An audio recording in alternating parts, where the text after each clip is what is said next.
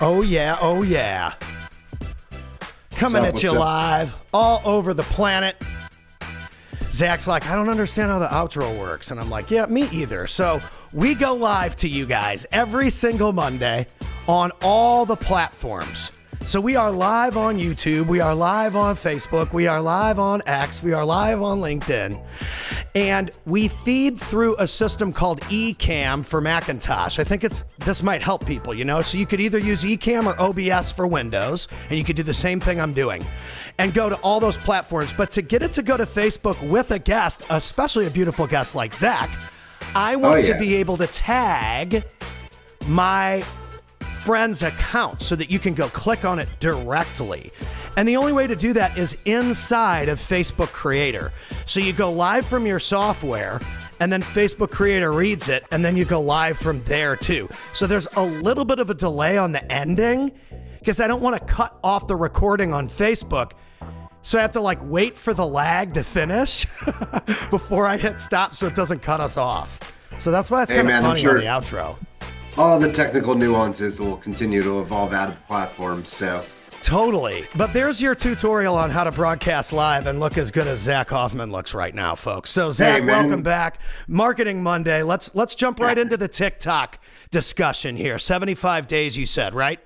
Yeah, so the TikTok ban is continuing to be the hot topic in marketing in general, or just I think people's personal lives as well. If they're all consumed by TikTok and they're getting lost in the medium, they're stressing on the fact that essentially they're going to have a U.S. owner take hold of the data and the information, or they might be really banning TikTok from the U.S. market here in the near future. All right, so you know me, I'm a huge TikTok fan. Here's why. Snapchat really popularized the vertical video format. The problem with Snapchat was it disappeared after 24 hours. There was no grid. It wasn't like an actual platform like Instagram. And so Instagram took that Snapchat disappearing thing and turned it into stories. Then TikTok took the vertical integration and they turned it into a full vertical video grid-based app with just vertical video and vertical live. And that completely changed how we consume mobile video, because during the pandemic, everybody went to TikTok because they were stuck in their houses making funny videos. Pictures kind of went out of style for a minute. Podcasts really started to pick up because you could really create a clip bank if you do a stream just like this, 20 minutes a week. And we've got great content for the week. And we've gotten, even like you said before, better at going from 60 minutes to 20 minutes of pure value instead of just, hey, we're testing things out. We're ready to rip now. We got stuff to do, meetings to do today. These are efficient ways to capture content and then push it out to the platforms. But in my opinion, as a U.S. business owner, a deal is going to get done on this. I've been saying it since day one. It might go down to the wire. That's how entrepreneurs work. Zach, you know this. Right down to the wire. But as Dave Portnoy would say, I'm going with my one ruling. One bite, everybody knows the rules. Somebody is going to get this deal done. It's going to be either Kevin O'Leary, Elon. I think Zuckerberg could put a foot in it. I think Dana White could put a secret foot in it. So the deal's going to get done within the next 75 days is my prediction. We need TikTok. Everybody needs vertical video. The TikTok shop marketplace is making people millionaires. There's too much money on here to lose this deal. Zach, what do you think? I don't think anybody really cares if the deal happens, other than some consumers. Zach. Brutal, Zach. I think Zuckerberg, if the deal doesn't happen, I think he'll rest a little easier. I think Trump holds the real keys to actually getting the deal done. I think if Dana makes an impact, he's coming in with Zuckerberg, because they're both at the same table at this stage. But they're saying that the leaders at the table right now, Amazon is public with a bid, and then you have Oracle, who supports all of the infrastructure for TikTok. But I do believe if a deal does not happen, it's just going to go down like another platform that came and went. So damn, Zach Hoffman with the creators that watch it with Pat's positive outlook, all just their hearts are breaking. Zach, they're listening to their favorite emo record after the show today. Hey man, the deal definitely can happen. The deal probably potentially might happen. But you're not, I love this about you. Zach is not emotional about business. You can almost hear my passion for how much I love how they innovated and they were creative and they were there at the right time and they helped us all. Zach doesn't care. He'll take his vertical videos wherever he needs to take them. He'll take his vertical videos where he needs to. In the direction as to where it goes. But when it comes down to TikTok, man, it's we'll see where it goes, man. It's not. I don't think I don't think the economy is going to lose sleep over whether or not it really happens. This deal really happens. Look, there's going to be companies that might lose as a result. There's going to be a number of companies that win. But every single time that I think that this ban has come to light, they just lose some steam. They lose momentum in the TikTok arena. It doesn't help them in a lot of ways. So it just kind of nips at their heels every time there's a rumor about the ban, and then the potential of okay, now you're carrying it out for another 75 days. So people start migrating their content to other platforms, right? Their users. It's not necessarily, it's almost like a slow bleed in a lot of ways, because that first ban where they actually shut it off for a day, I mean, that I think that was definitely creating a road hump for them.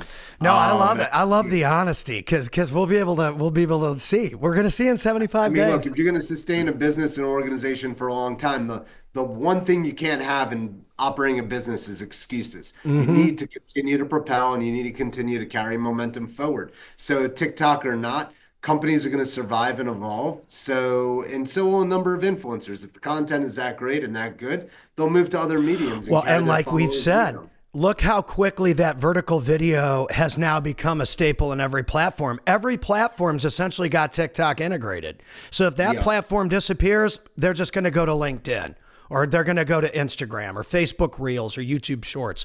But I mean, essentially, this just gives you guys more ammo out there.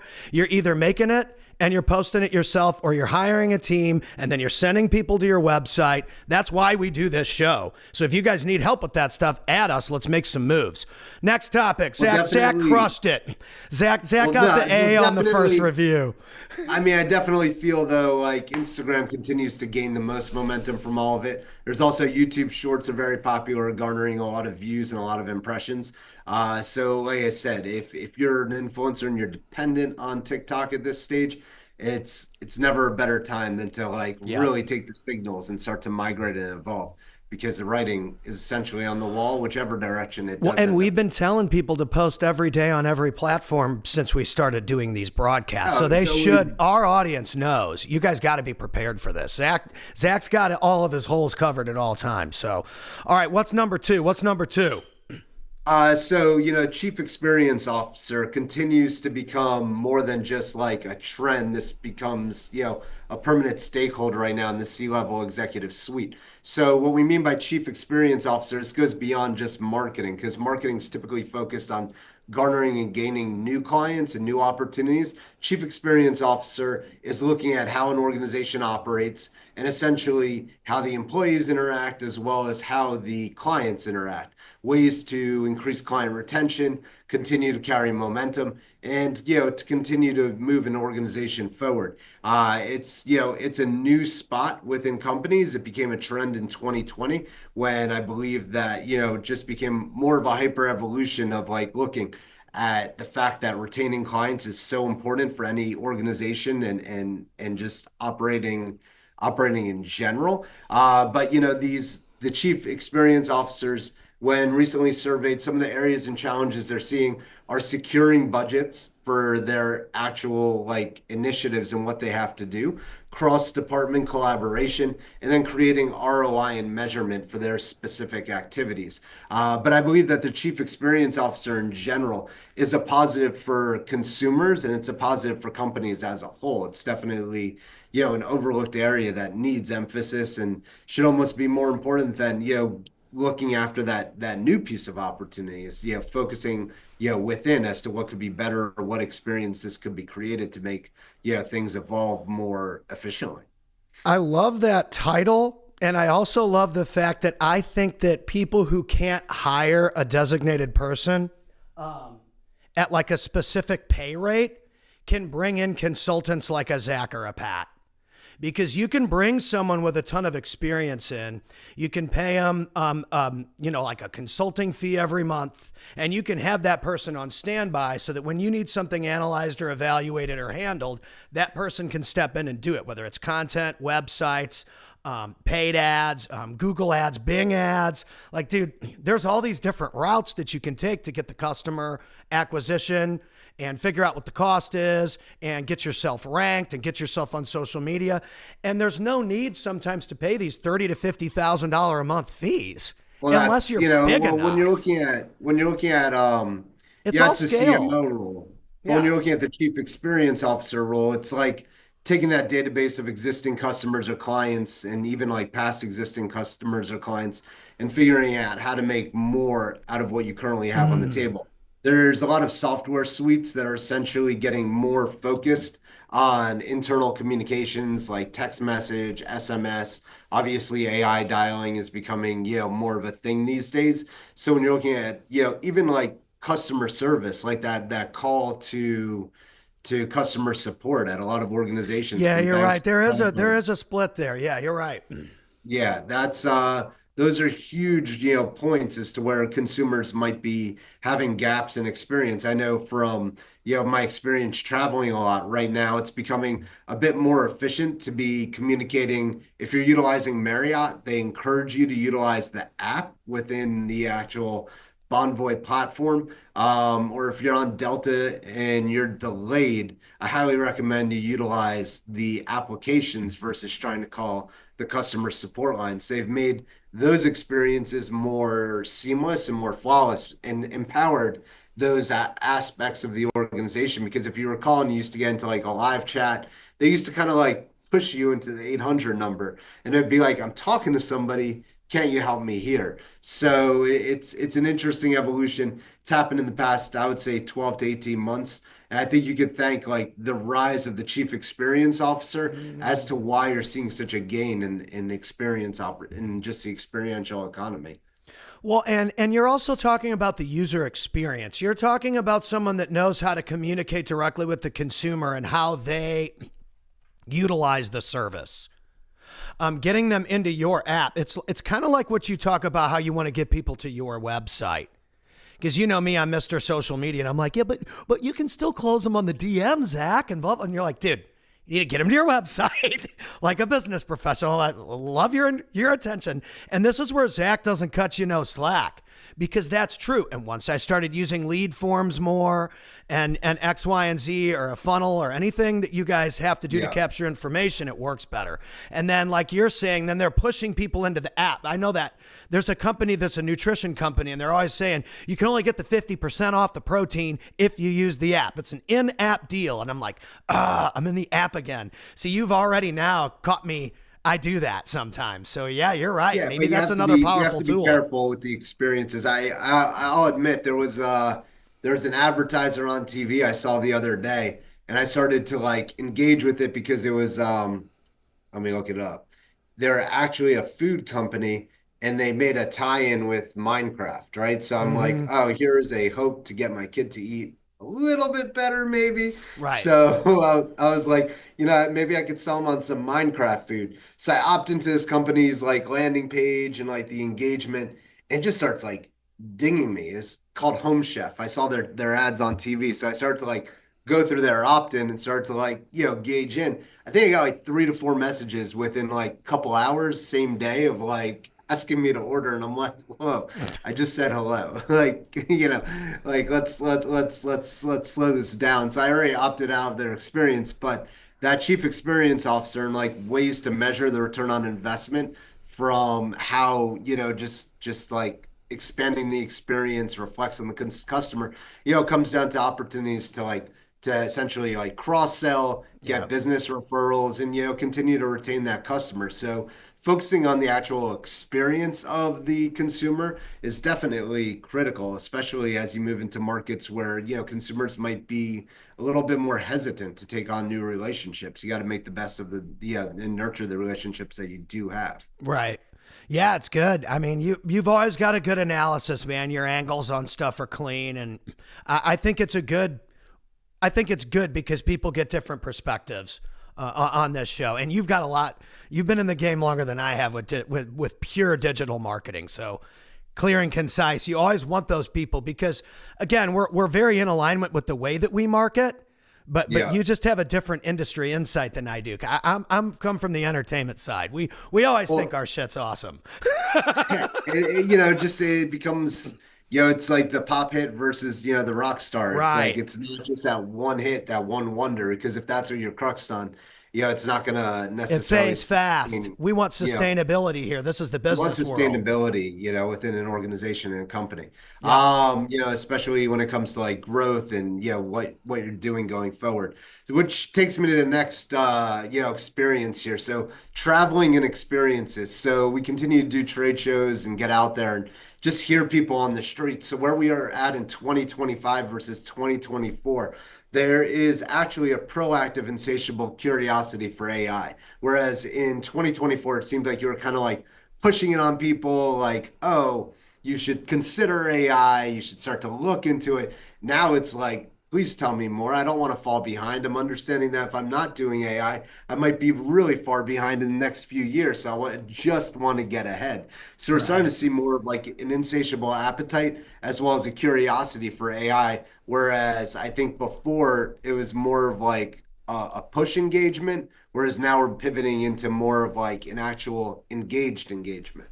So it's pretty wild how fast we see AI evolving because typically something would take years to catch on. This is catching on in a matter of months, in a couple of The years AI now. thing is definitely gaining a ton of steam this year. And I think personally, again, it's going to encourage people to get on camera, start utilizing all these tools, build websites, run ads, make money on the internet. There is so much more opportunity now to chase your dreams and, like you say, turn it into a sustainable business model than there's ever been before, because you can surround yourself with advisors and consultants at a rate that was impossible 10 or 15 years ago. Get expert advice, expert help, build a real nice virtual team, and create that sustainability because, like you've done for 20 years, digital marketing gives you tools that create freedom in your life and in your business. Well, AI is taking that to a whole new level. So essentially, if you have employees or even business leaders that aren't utilizing AI, they're either going to be out of business or out of employment here in the very near future. Yep. It's no joke with, for however you might feel about what's going on in the federal government, with the influence of efficiency, and the encouragement to have efficiency, it's no joke right now that, the application of artificial intelligence and AI and what it's doing for how people work or how people evolve, if they're not using it, essentially you have to look internally at an organization right now, take a deep breath and understand how you could utilize this technology to propel forward, because you better believe that even somebody you compete with that's in their 70s is definitely not looking at AI and being like, oh, I'm gonna not look at this or consider it for my company. It's next level thinking and it's next level application right now. Well, and look at how much faster we're moving, just with us as an example, compared to last year when we first started doing this with the clips. We're moving at a way more astonishing speed. You know what I mean? To the point where I think 1 year from now, we could be doing 2 clips, 3 clips a day from streams and streaming on Mondays and Thursdays. So we could turn up the juice. So, there's going to be so much more to cover too. Everything is picking up speed here. So hopefully everything pans out with this whole tariff thing. Maybe they all come together and flush it all down the toilet. We all do some trade. We know that that's a dream. That would be a dream scenario, but I think things are going to heat up and everybody's going to be doing really, really well here. I mean, there's always going to be speed bumps. Well, look, I think there's no questions asked that they need to become more innovative, and, experiential with what they're doing. So, get out there, travel, test different things, learn from other people, and, hear what's going on in the world and go experience it. We're at a unique time where, Yeah, it's like if you look at where the world was 100 years ago, I mean, we're light speeds ahead. Yeah, for everybody that's like, I wonder what the world looks like in 5 years or 10 years from now. It's like even look at where we were 50 years ago in 1975. Like we were not where we are today. You know, And it's if you look at funny. Yeah. I posted something the other day, and I've said it on the show that like I'm a big music fan. So you go back and you see like a concert clip, and it's Led Zeppelin, and it's 1975, and it's like yeah, back when there was no auto tune and no this and no that and no the other thing. And times were just better, and it's like I don't know if it was necessarily better or worse. It was just different. it's just different. That's all you could chalk it up for because whether or not you like it, it's going to continue to evolve. It You know, is. It yeah, totally is. And so you either take advantage of it and you hop on the rocket ship, or you watch the rocket ship fly through the sky, and you could have been on it. yeah. I mean, space travel is real, dude. That's why I surround myself with people that are smarter than me, like Zach Hoffman, folks. Put that one in your pipe. Smoke on that one. All right, Funny, what do we got funny. to close Thanks, it, Pat. Zach? Appreciate What's it. on the close? Yeah, that's what I got for you, That's man. it. Definitely, the what's going to happen to TikTok, we'll see. Yeah. I know tariffs is the hot topic, but we can't really control that. We can't control that at all. I just want to see what happens. You got to kind of let them both be. But the chief experience officer, I think this is going to be something that continues to emerge. So when you're looking at your marketing or your efforts in general, like the experience you're giving your customers and consumers is definitely critical. And then getting out there and traveling and, experiencing different things, hearing what's going on in the street, it's that's really critical and really important. I know you're always doing that when you're emceeing events. Oh, yeah. So you're seeing different things happening. And I think that as the MC, my goal is to connect people. And I really picked up on that this weekend. We had a huge line of VIP people. They all wanted pictures with all the speakers. And so I just stood there at the door and grabbed everybody's phone, took pictures. The cameraman took pictures. We handed it to him. They moved on. Grabbed the phone. Yeah. Like, you've got to get involved to the point where you're hands-on at an event with enough people to where they see you in the hallway and they're like, oh man, hey, thanks for the picture. Thanks for saying this. You got to go the extra mile. You don't ever want to just be the speaker or the MC on stage. You want to be the person that the people remember so they continue to come back. They want to sponsor again. They get deals. Always be that person. And you're great at that too, Zach. You have the ability to inject people with enough value and confidence that they go out and they get results. Yeah, definitely. I mean, that's critical, and just delivering on the end game, delivering on the results is what you got to be doing. Yeah. And if you fire people up, they go out there and they get the results. And that's what we do here. So, ladies and gentlemen, Marketing Monday, cue up your week and crush it. And we will see you on the next one. Thanks, Pat. Rock on.